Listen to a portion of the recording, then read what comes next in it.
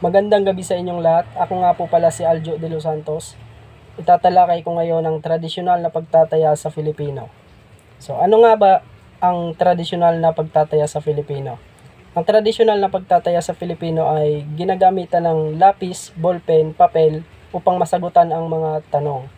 Ang di naman tradisyonal na pagtataya sa Filipino ay ginagamitan naman ito ng advanced na gamit tulad ng Google Form.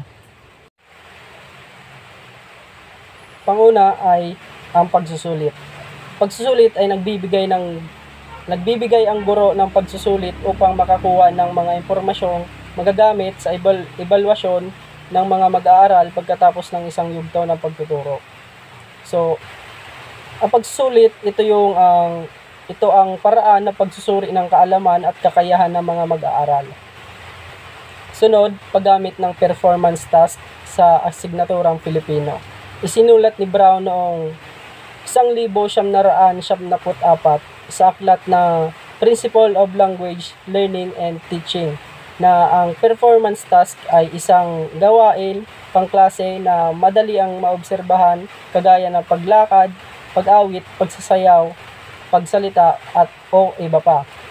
So, ang paggamit ng performance tasks sa tradisyonal na pagtataya sa Filipino ay maaaring magbigay ng mas malalim na pag-unawa at pagsuri sa kakayahan ng mga mag-aaral. Halimbawa, sa halip na simpleng pagsusulit, maaari silang magtalumpati, magsulat ng sanaysay o gumawa ng dula batay sa kanilang natutunan. Sa pagdidisenyo naman ng portfolio, ang portfolio ay tala ng proseso ng pagkatuto ng mga mag-aaral.